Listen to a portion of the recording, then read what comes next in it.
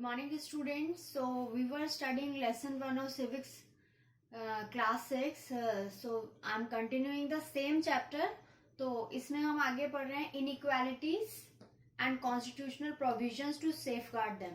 तो जिस जिस तरीके से भेदभाव किया जाता है हम लोगों के साथ वो इसमें बताया जा रहा है. तो अनफॉर्चुनेटली आपको देखिए चैप्टर में बताया गया है that people are facing of the downtrodden are being exploited and ill-treated by the rich. The followers one religion look down upon others. People speaking different languages have issues. The men folk are exploiting the women. तो यहाँ पे आपको inequalities बहुत तरीके की बताई गई है. रिच और पुअर का डिफरेंस बहुत ज्यादा होता है तो वो एक दूसरे में डिफरेंस समझते हैं. कोई भी एक धर्म के लोग दूसरे धर्म को नीचा देखते हैं. ठीक है, बहुत लोग जो एक तरीके की लैंग्वेज बोलते हैं उन्हें दूसरे लैंग्वेज से कोई ना कोई प्रॉब्लम होती है. जितने भी मेन होते हैं या मेल होते हैं वो वीमेन को एक्सप्लॉइट करते हैं या फिर उनमें डिफरेंस रखते हैं या उन पे रोक लगाई जाती है बहुत तरीके से सोसाइटी में. तो ये जो अलग अलग तरीके की इनइक्वालिटीज हैं, चैप्टर आपको ये कह रहा है कि आप इसे डाइवर्सिटी नहीं कह सकते. ठीक है, ये डाइवर्सिटी नहीं है. तो ये क्या है? ये इनइक्वालिटी है, भेदभाव है, प्रिजुडिज्म है, डिस्क्रिमिनेशन है. तो प्रेजुडिज्म या डिस्क्रिमिनेशन क्या होता है? बोथ आर डिफरेंट, दोनों अलग हैं. Prejudice mean that the pre judgement that you have convinced yourself before meeting anyone. आपने बिना किसी से मिले, बिना किसी को जाने ये मान लिया कि वो ऐसा ही होगा, या किसी के बारे में आपने एक सोच बना ली बिना उसके बारे में कुछ भी जाने या बिना किसी इंफॉर्मेशन के. That is prejudice. Okay, discrimination क्या होता है? उस प्रिजुडिज्म के बेस पे आप जिन लोगों से भी भेदभाव करने लगते हैं उसे डिस्क्रिमिनेशन बोलते हैं. तो इस प्रिजुडाइज या डिस्क्रिमिनेशन को खत्म करने के लिए बहुत लंबे समय से इंडिया में बहुत सारे लोग हैं जो इसके अगेंस्ट रहे हैं या कोई ना कोई इसके अगेंस्ट किसी ना किसी तरीके का एक्शन लेते रहे हैं. जैसे राजा राम मोहन राय, ईश्वर चंद्र विद्यासागर, स्वामी दयानंद सरस्वती, बाल गंगाधर तिलक. तो इन लोगों ने किसी ना किसी फील्ड में, जैसे अनटचेबिलिटी जिसमें किसी भी कास्ट के लोग को छुआ नहीं जाता था, जेंडर बायस, लड़के और लड़की में डिफरेंस करना, अनएम्प्लॉयमेंट, ठीक है, नौकरी ना मिलना, इलिटरेसी, तो मतलब शिक्षा ना मिलना. तो इन सब चीजों के बारे में ये जो समाज की कमियां हैं, जो सोसाइटी में एक इविल की तरह, इनके अगेंस्ट ये हमेशा बोलते रहे हैं और इनको खत्म करने की इन लोगों ने कोशिश की है.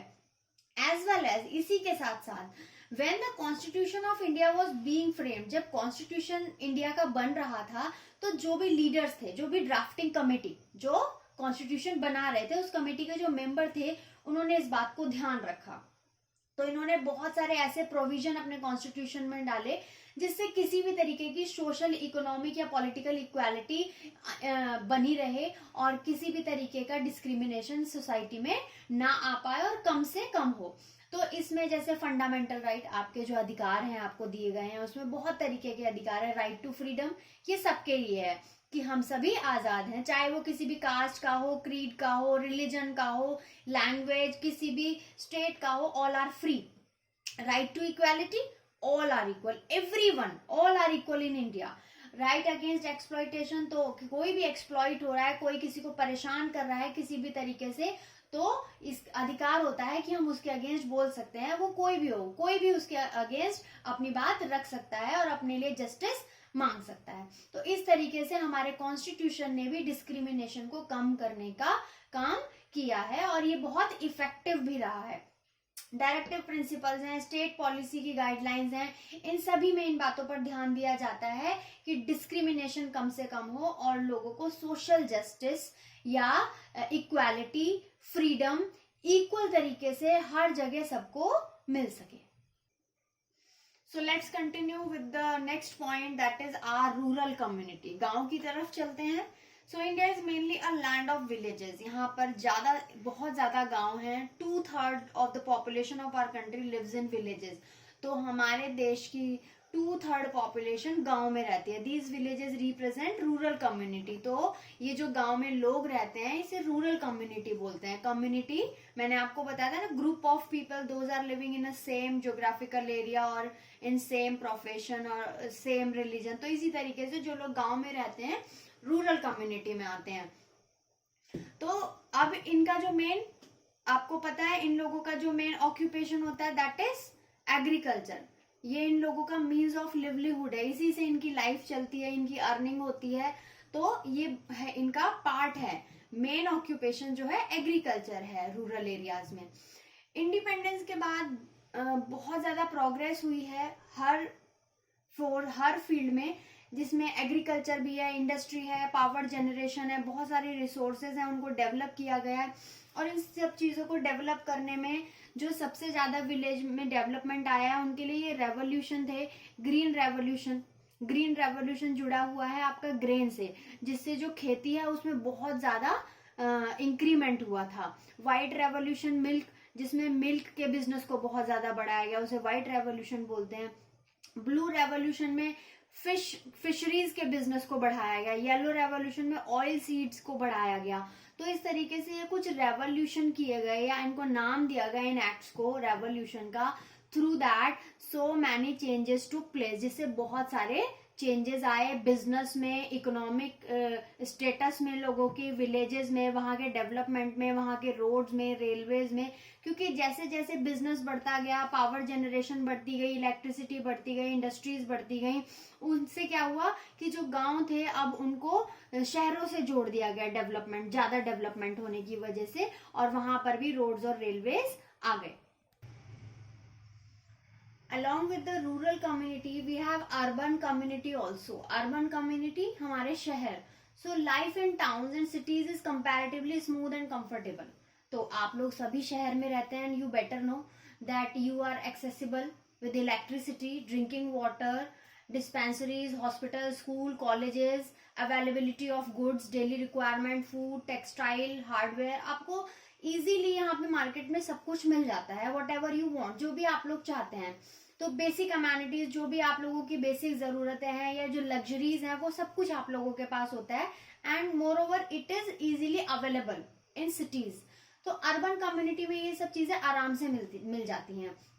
तो इसी डेवलपमेंट की वजह से यहाँ पे ट्रांसपोर्ट भी बहुत ज्यादा बढ़ा हुआ है। ट्रांसपोर्ट ज्यादा बढ़ने से रोड्स क्या है, ओवर क्राउडेड रहते हैं। यहाँ पर डिस्पोजल वेस्ट बहुत ज्यादा होता है, प्रॉपर सैनिटेशन और ड्रेनेज की कमी होती जा रही है, क्लीन ड्रिंकिंग वाटर की कमी होती जा रही है। ऐसा क्यों हो रहा है?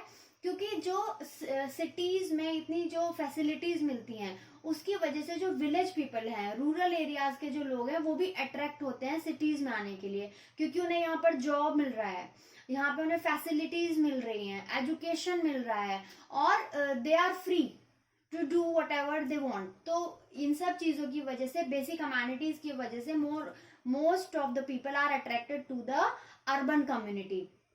तो जितने ज्यादा क्राउड बढ़ता जा रहा है, जितनी ज्यादा पॉपुलेशन शहरों में बढ़ती जा रही है, उसकी वजह से प्रॉब्लम क्या आ रही है? Roads are over crowded, city waste, lack of sanitation, drainage की प्रॉब्लम होती है, क्लीन ड्रिंकिंग वाटर नहीं मिल पाता है। तो इन सब चीजों से सिटी लाइफ डिफिकल्ट होती जा रही है। सो कंक्लूडिंगली, the chapter is conveying you the message that you need to handle such type of conditions yourself.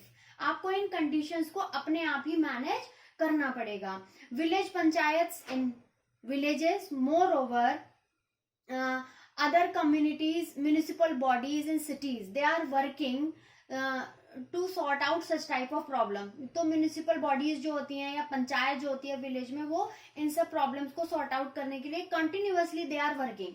लेकिन इनके साथ साथ आप लोगों को भी वर्क करना है।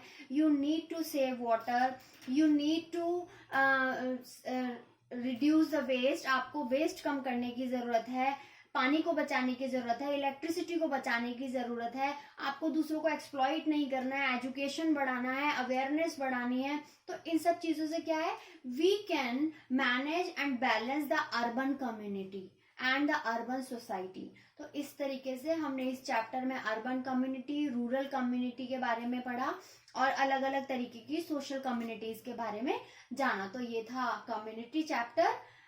Thank you.